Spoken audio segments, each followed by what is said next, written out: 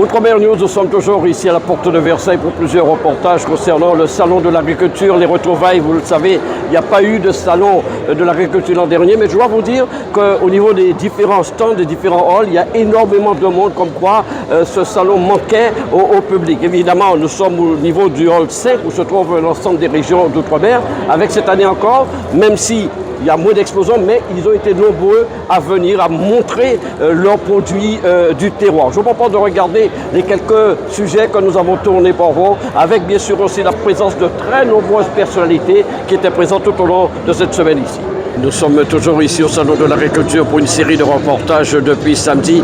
En ma compagnie, sur le stand de la Guadeloupe, Jean-Luc Séligny, élu de la ville des Abîmes. Il est aussi vice-président de la commission développement territorial Cap Excellence. Et alors, votre présence d'abord ici symbolise quoi précisément au sein du Salon de l'Agriculture?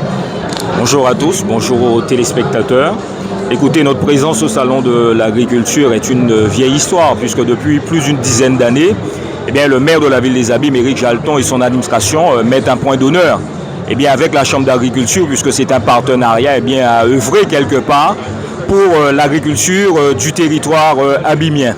Et donc c'est vrai que c'est une vieille histoire qui continue aujourd'hui pour cette édition des retrouvailles. Et donc il s'agit pour nous, au sein de ce salon de l'agriculture, de montrer effectivement la présence, premièrement, de la ville des Abîmes, bénéficier aussi de l'apport d'un tel événement en termes d'expérience, puisque nous sommes ici présents avec une délégation d'agriculteurs abîmiens. Il s'agit pour eux de se confronter et d'échanger avec les professionnels, avec les visiteurs, avec les agriculteurs également, et quelque part s'enrichir des pratiques nouvelles. Et pour nous aussi, élus de la ville des Abîmes, administration de la ville des Abîmes, avoir quelque part aussi des éléments pour pouvoir mettre en place des politiques publiques par la suite qui leur permettent d'évoluer et de progresser dans leur activité. Alors il s'agit pour nous, de par notre présence, de montrer que la ville des Abîmes et le maire, son maire Éric Jalton, nous avons la volonté, de par le développement qui est le nôtre, en tout cas aux Abîmes, le développement urbain, de porter une attention particulière aussi pour le développement rural qui doit être concomitant au développement urbain.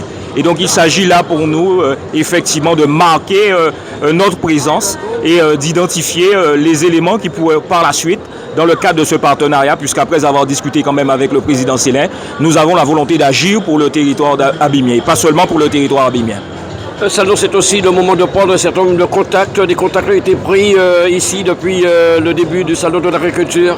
Alors bien évidemment, des contacts ont été pris, des échanges. Par exemple, aujourd'hui, je viens de croiser Audrey Pulvar avec laquelle on a pu échanger et qui, quelque part, sur sa fonction à la mairie de Paris, à la stratégie alimentaire, pour mettre en œuvre la stratégie alimentaire au niveau de Paris. Et à Cap Excellence, c'est aussi une de mes casquettes en tant que vice-président de la commission développement territorial, puisque au-delà du territoire abîmien, c'est aussi l'espace communautaire dont le président Éric Jalton. Et nous avons là aussi le souci de ce développement agricole. Et nous avons un certain nombre d'outils majeurs que nous mettons en œuvre.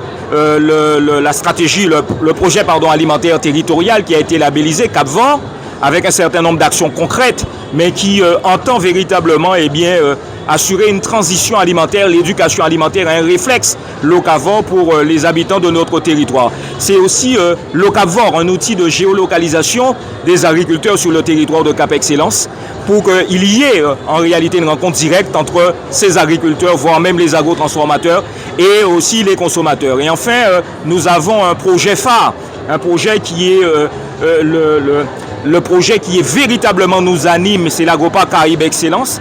Et ce projet, c'est la volonté de l'administration de Cap Excellence et de son président, mais aussi les villes membres, Bémao et Pointe-à-Pitre, de doter le territoire guadeloupéen d'un instrument innovant, performant à destination, là aussi, des agriculteurs. Et cet espace communautaire a un certain nombre d'enjeux qui, quelque part, nous permettent de mener cette réflexion. Et il y a aussi véritablement, pour nous, sur cet espace communautaire, une attractivité à développer parce que cet espace communautaire, c'est 50% de notre territoire qui est classé en zone naturelle et agricole. 1700 hectares reconnus comme zone naturelle d'intérêt faunistique et floristique. 2880 hectares classés en zone humide au titre de l'espace naturel remarquable. Et donc tout cela nous permet d'envisager véritablement une réflexion et au-delà de la réflexion, eh bien, une véritable action, des actions significatives pour pouvoir développer le secteur agricole sur notre territoire. Il faut rappeler également que l'agriculture sur le territoire abymien, c'est 3 GFA. 3 GFA, groupement foncier agricole, sur 510 hectares à peu près, 519 hectares à peu près. Groupement foncier agricole qui, là aussi, nous permettent véritablement d'envisager eh bien, de sanctuariser et de garantir en tout cas un foncier malgré le développement urbain pour pouvoir continuer, en tout cas que les agriculteurs puissent continuer leur activité. Mais c'est aussi la ville de Bémao avec 2 GFA, groupement foncier agricole également, Caduc et Birmingham, qui témoignent un petit peu eh bien, de notre volonté là aussi eh bien, d'avoir une attention particulière, des actions concrètes pour ce secteur agricole. Dernière question, qu'en pensez-vous de l'ambiance, puisque l'an dernier il n'y a pas eu de salon, de l'ambiance qui règne ici depuis samedi à la porte de Versailles?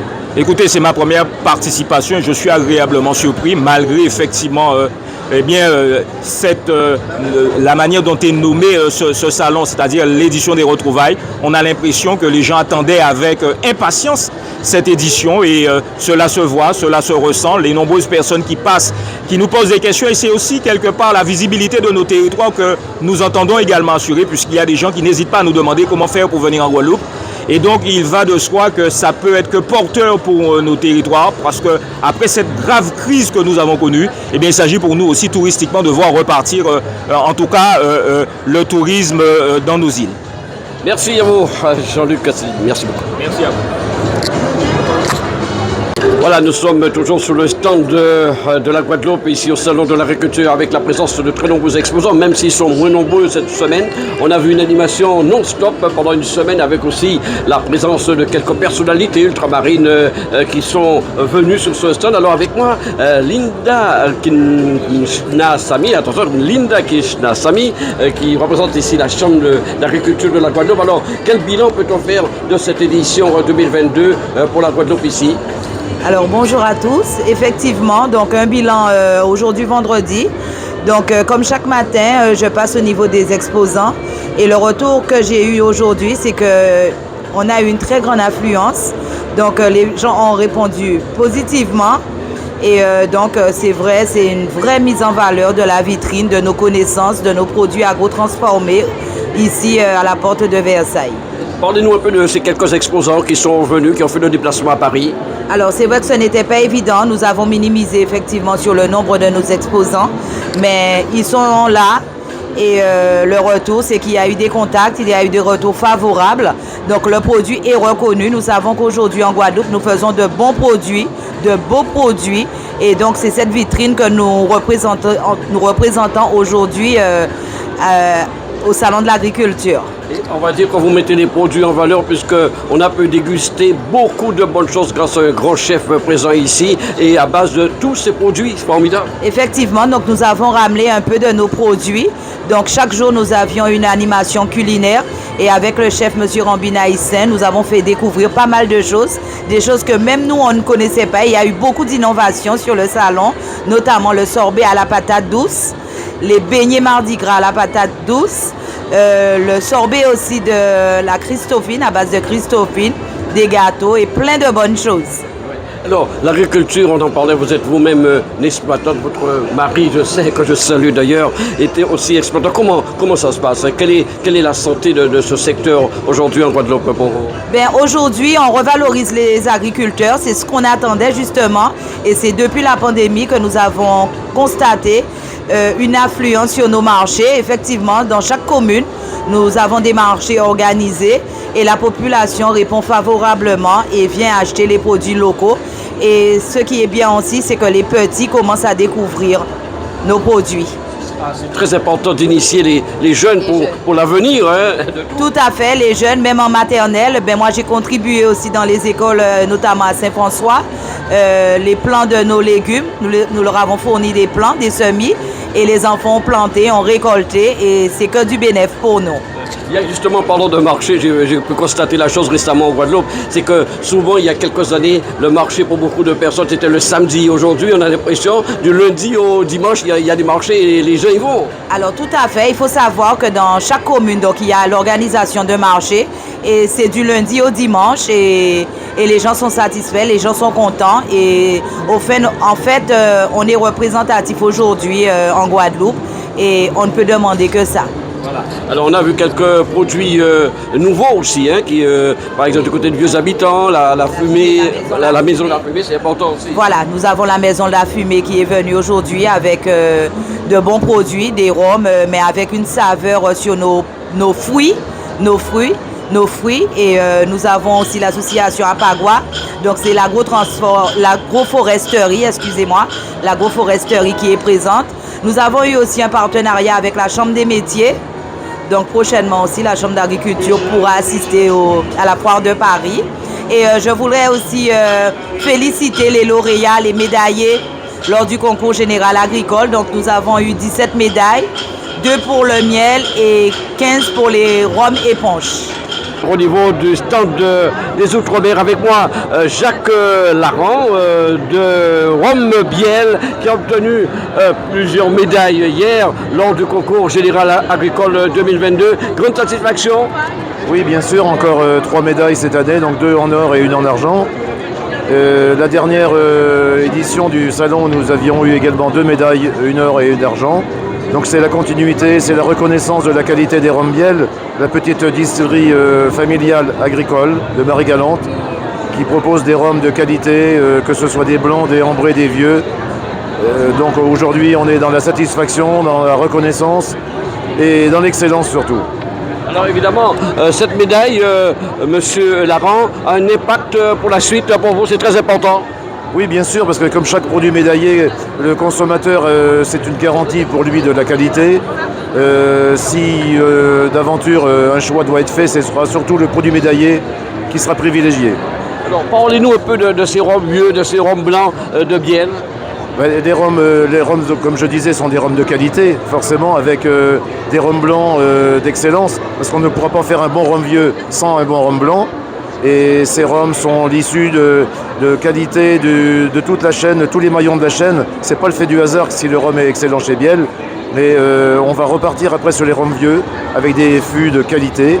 C'est très important aussi pour aboutir à un bon rhum vieux, même si le bois est indispensable pour le vieillissement.